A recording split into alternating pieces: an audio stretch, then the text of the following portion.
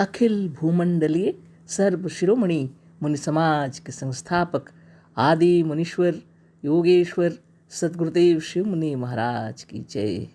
उपस्थित मुनि वृंद, साधु सज्जन वृंद, संत वृंद, साधक वृंद, आध्यात्म ज्ञान के जिज्ञासु और प्रेमियों, सभी श्रोता वृंद, आप सबको मेरा कोटिशः नमन, सब प्रेम जय जीव।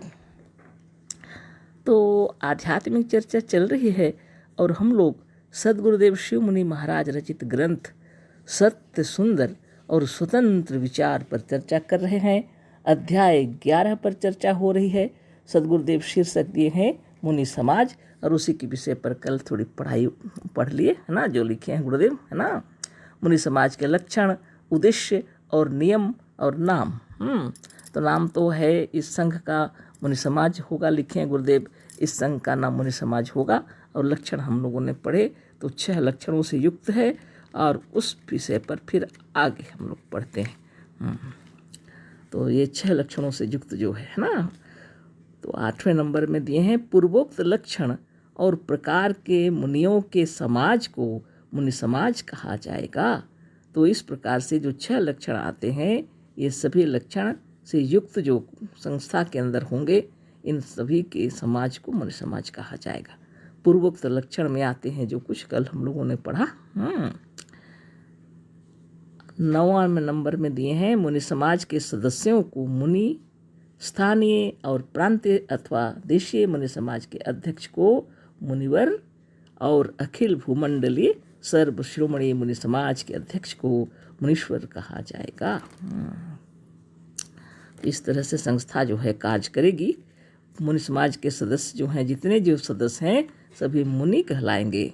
और स्थानीय में जो अध्यक्ष होंगे, स्थानीय मुनि समाज के जो अध्यक्ष होंगे, और प्रांतीय मुनि समाज के जो अध्यक्ष होंगे, और देशीय मुनि समाज के जो अध्यक्ष होंगे, उनको मुनिवर कहा जाएगा। और अखिल भूमंडलीय सर्व शिरोमणि मुनि समाज के जो अध्यक्ष होंगे, उनको मुनीश्वर कहा जाएगा। ये सब गुरुदेव लिख करके गए। और उद्देश्य दिए हैं गुरुदेव, स्वयं मुनि बनने का यत्न करना और संसार के प्रत्येक प्रांत में मुनि समाज स्थापित कर लोगों को मुनि बनाने का यत्न करना मुनियों और मुनि समाज का प्रधान उद्देश्य होगा। तो मुनि बनने की बात कह रहे हैं पहला, है ना। स्वयं मुनि बनना है। मुनि बनने के लिए क्या करना पड़ेगा? ये 6 लक्षण से युक्त तो होना ही है। साथ में यम, नियम, आसन, प्राणायाम, प्रत्याहार, धारणा, ध्यान और समाधि, अष्टांग योग का पालन करना है 24 घंटे, है ना। जागृत अवस्था में जब भी रहें, आप कर्म क्षेत्र में होते हैं, है ना, उस समय अहिंसा, सत्य, अस्ति, ब्रह्मचर्य, आप परिग्रह का पालन करना होगा, है ना। और नियम, शौच, संतोष, तप, स्वाध्याय, ईश्वर प्रणिधान का पालन करना होगा। आसन, प्राणायाम, प्रत्याहार, धारणा, ध्यान और समाधि, इन सब का पालन करना होगा। इसी को गुरुदेव कहते हैं जो नित्य योगाभ्यास करना पड़ेगा, है ना। नित्य जो योगाभ्यास करेंगे, आत्मबल, ज्ञान बल, योग बल बढ़ाएंगे, वही मुनि होंगे, है ना। बहुत बड़ी बात है, बहुत बड़ी बात है। इस चीज़ को समझ लेना है। नित्य योगाभ्यास करना पड़ेगा, है ना। जो किसी मजहब अथवा संप्रदाय का पक्ष ना लेकर आत्मोन्नति के विषय पर स्वतंत्र बुद्धि से विचार करता है, वह मुनि है। सुबह जगते साथ अपना ध्यान तपस्या करना है ना। उसके बाद में लिखे हैं गुरुदेव 11 नंबर, काम चलाने के लिए बहुमत से एक विस्तृत उपनियम बना लेने का अधिकार भी समाज को होगा, पर उपनियमों को पूर्वोक्त नियमों, उद्देश्यों और लक्षणों का विरोधी नहीं होना चाहिए, है ना। तो इतने नियम तो गुरुदेव लिख दिए, और उपनियम भी बना सकते हैं, लेकिन ये उद्देश्य जो गुरुदेव लिखे हैं, यह जो लक्षण जो गुरुदेव लिखे हैं, इन सब को बदल नहीं सकते, है ना। हाँ, काम चलाने के लिए उपनियम बना सकते हैं। तो इस तरह से सद्गुरुदेव मुनि समाज की स्थापना किए हुए हैं, है ना। और हमारे मुनि वृंद भी कार्यक्रम में लगे हुए हैं, और प्रत्येक मुनि नित्य योगाभ्यास कर रहे हैं, है ना। और स्वतंत्र विचारकों की संस्था है। और बहुत अच्छा लगता है सभी को, है ना। इसमें क्या हो जाएगा, आपको आत्मबल, मनोबल, ज्ञान बल, योग बल बढ़ेगा, है ना। स्वतंत्र विचारक हैं आप और सभी अंधविश्वास नष्ट हो जाते हैं, हर प्रकार का अज्ञान दूर हो जाता है। इसलिए नित्य योगाभ्यास करना ये मुनि समाज का नियम है ना। तो बहुत बड़ी बात है। तो सदगुरुदेव शिवमुनि महाराज इस प्राण को सर्वश्रेष्ठ बतलाए हैं, है ना, जो इस शरीर में विराजमान है ना। जो शरीर देख रहे हैं आप, यह स्थूल शरीर है, स्थूल जगत है। तो इस शरीर के अंदर में आप रहते हैं जब तक यह शरीर चलायमान होता है, चेतन होता है ना। और यह विश्व ब्रह्मांड के अंदर में आप सभी कार्यकलाप करते हैं। तो ये जितने जो कार्यकलाप हैं इन्हें अपने नियम के अंतर्गत लाना होगा। आप किसी से बातें करने हैं, किसी से जो बातचीत व्यवहार जो आप करते हैं शिष्टाचार से युक्त होना चाहिए, है ना। जो भी काम करते हैं आचार विचार व्यवहार आदर्शपूर्ण होना चाहिए, है ना। प्रत्येक समाज, प्रत्येक व्यक्ति जितने जो हैं विश्व में, इन सब के साथ अच्छा आचार विचार व्यवहार करना है। किसी से किसी प्रकार का वाद विवाद नहीं, है ना। साधन तो आप अपने घर में एकांत में योगाभ्यास करते हैं। और जब कार्य क्षेत्र में निकलेंगे बाहर की दुनिया में, तो सबसे मिलना जुलना है, प्रेम से बातें करना है, प्रेम से व्यवहार करना है ना। अपने जीवन को ऐसे ही ढाल लेना है कि कभी भी हृदय में ईर्षा, द्वेष, छल, प्रपंच, कपट ऐसे विचार उत्पन्न ही ना हो, है ना। बिल्कुल। इसलिए सर्वप्रथम अहिंसा है मन समाज के अंदर। इसमें ईर्षा, द्वेष, छल, प्रपंच, कपट ही ना उत्पन्न हो, और अकारण तो किसी जीव का वध भी नहीं करना है ना। इसलिए सत्य भी उसके बाद में आता है। आत्मा से बढ़कर कोई सत्य नहीं, इसको जान लेना चाहिए। जो आपके सामने हैं, जिनसे आप बातें कर रहे हैं, वो भी सत्य हैं, आप भी सत्य हैं। इसलिए किसी के साथ धोखाधड़ी कभी नहीं करना चाहिए, है ना। और जिस ईश्वर को लोग ढूंढ रहे हैं वो ईश्वर आपके समक्ष सामने है ना। जितने भी हैं, माता पिता, भाई बहन, गुरुजन, अड़ोसी पड़ोसी, मित्र बंधु बांधव सखा, चाहे इस देश के हों चाहे किसी देश के हों, इस भुवन में हों, ये जितने भी हैं, सकल सृष्टि में मनुष्य आत्मा जो भी दिखलाई पड़ रहे हैं, इन सब के साथ अच्छा व्यवहार करना है ना। और ज़रूरत पड़े तो जीव जंतु से भी अच्छा व्यवहार करना है। किसी जीव को सताना अच्छी बात नहीं, है ना। ये सब है गुरु के सिद्धांत के अनुसार।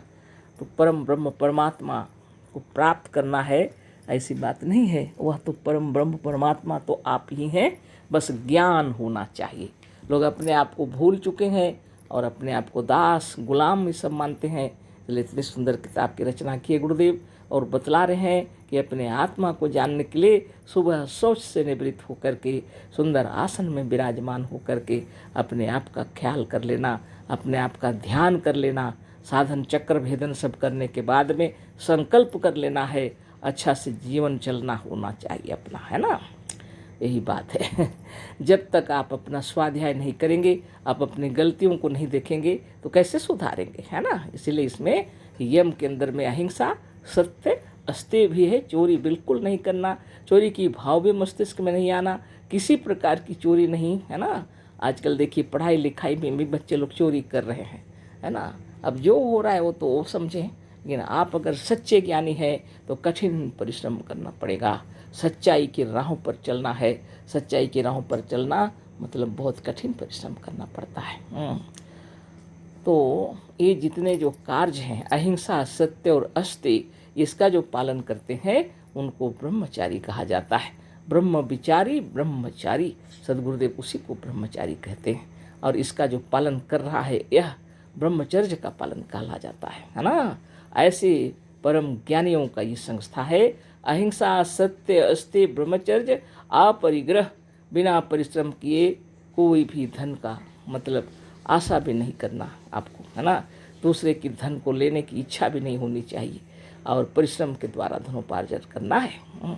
भीख, रिश्वत, चोरी ये सब बिल्कुल खराब बात है। इससे परे हट करके आत्मनिर्भर होना पड़ेगा। इसलिए कठिन परिश्रम करना पड़ेगा। शरीर को स्वस्थ निरोग बनाना है साधन करके, और मन को निर्मल बनाना है ना। तो अहिंसा, सत्य, अस्तेय, ब्रह्मचर्य, अपरिग्रह का पालन करने वाले ब्रह्मचारी होते हैं और ये अपरिग्रह का पालन जरूर निश्चित है। तो ये 5 जो नियम हमारे उन समाज के अंदर में आते हैं, यम के अंतर्गत इसका शांति प्राप्त करने के लिए ये सब करना पड़ता है ना, आत्म शांति के लिए और अपने आप की शांति के लिए यह योग है, कर्म योग। यह आप जहीं भी बाहर निकले माने यम का यह आलम हो जाता है। और जब आप साधन ध्यान तपस्या में रहते हैं तो ये हृदय अपने आप में तलीन रहता है, इसलिए वहाँ पर किसी प्रकार का ईर्षा, द्वेष, छल, प्रपंच, कपट भावनाएं उत्पन्न ही नहीं होती, है ना। और उसके बाद नियम में जो आते हैं वो तो सुबह सोच से निवृत्त होना, ये सब नियम में आते हैं, है ना। जो आनंद स्वरूप नित्य दिन योगाभ्यास करेंगे तो मन में शुद्धिकरण आप से आप होने लगती है, तो संतोष प्राप्त होता है ना। शौच केवल शरीर का नहीं, मन का भी शौच होना चाहिए, शुद्ध निर्मल और निरामय विचार, है ना, जिसकी वजह से मन प्रसन्न रहता है, संतोष और आनंद प्राप्त होता है ना। शौच, संतोष, तप, इसी को तपस्या भी कहते हैं, है ना। शौच, संतोष, तप, स्वाध्याय और इसी को स्वाध्याय भी कहते हैं। अपने आप का ध्यान करते रहना चाहिए, है ना। इस तरह से नियम के अंतर्गत में शौच, संतोष, तप, स्वाध्याय जब पूर्ण होने लगता है तो ऐश्वर्यशील गुणों से आप युक्त हो जाते हैं, इसलिए इसको ईश्वर प्रणिधान कहते हैं। या आत्मदेव अपने आप को प्रकट करने लगते हैं, अपने आप में अपनी महिमा अपने आप प्रकट होने लगती है। आप ईश्वर प्रणिधान, ऐश्वर्यशील शक्तियाँ अपने आप उत्पन्न होती हैं। प्रणिधान माने वस्त्र को जैसे धारण कर लिए जाते हैं, उसी तरह आत्मदेव इन समस्त गुणों को अपने आप में प्रकट करने लगते हैं, धारण करने लगते हैं कि यह यशस्वी और कीर्तिमान हो जाते हैं, है ना। तो कल फिर चर्चा होगी, आप भी विचार कीजिए। यह सद्गुरु का ज्ञान है। सद्गुरुदेव शिवमुनि महाराज की जय। अशेष धन्यवाद। कोटिशः नमन। सप्रेम जय जीव।